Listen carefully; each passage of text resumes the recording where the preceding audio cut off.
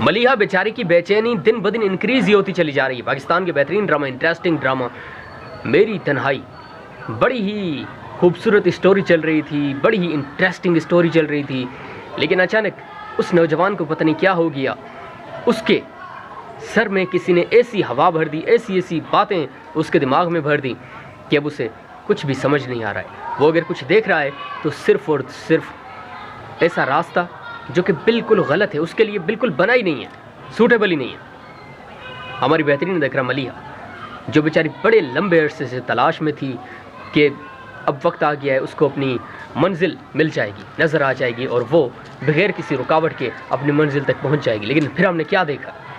مایوسی، بے چینی، ناکامی۔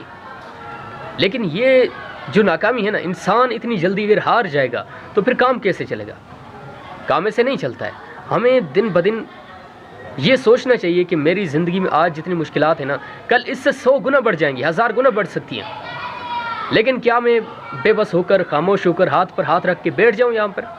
ایسا کرنے سے میں دنیا کو کیا نقصان پہنچا رہا ہوں؟ میں تو اپنے آپ کو نقصان پہنچا رہا ہوں۔ تو اس کا حل یہ ہے، واضح حل یہ ہے کہ ہم نے ڈٹ کے مقابلہ کرنا ہے، اور پھر ہار جائیں ہم یا جیت جائیں، یہ ڈیپینڈ کرتا ہے ہم پر اور ہماری قسمت پر، لیکن اسٹرگل کبھی نہیں چھوڑنی۔ ملیحہ بیچاری کی بے چینی دن بدن انکریز ہی ہوتی چلی جا رہی ہے۔ پاکستان کے بہترین ڈرامہ، انٹرسٹنگ ڈرامہ میری تنہائی، بڑی ہی خوبصورت اسٹوری چل رہی تھی، بڑی ہی انٹرسٹنگ اسٹوری چل رہی تھی، لیکن اچانک اس نوجوان کو پتہ نہیں کیا ہو گیا، اس کے سر میں کسی نے ایسی ہوا بھر دی، ایسی باتیں اس کے دماغ میں بھر دی کہ اب اسے کچھ بھی سمجھ نہیں آ رہا ہے۔ وہ اگر کچھ دیکھ رہا ہے تو صرف اور صرف ایسا راستہ جو کہ بالکل غلط ہے، اس کے لیے بالکل بنا ہی نہیں ہے، سوٹیبل ہی نہیں ہے۔ ہماری بہترین دیکھ رہا ملیحہ، جو بیچاری بڑے لمبے عرصے سے تلاش میں تھی کہ اب وقت آ گیا ہے، اس کو اپنی منزل مل جائے گی، نظر آ جائے گی، اور وہ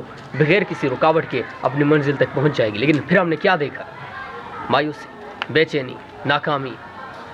لیکن یہ جو ناکامی ہے نا، انسان اتنی جلدی اگر ہار جائے گا تو پھر کام کیسے چلے گا؟ کام ایسے نہیں چلتا ہے۔ ہمیں دن بدن یہ سوچنا چاہیے کہ میری زندگی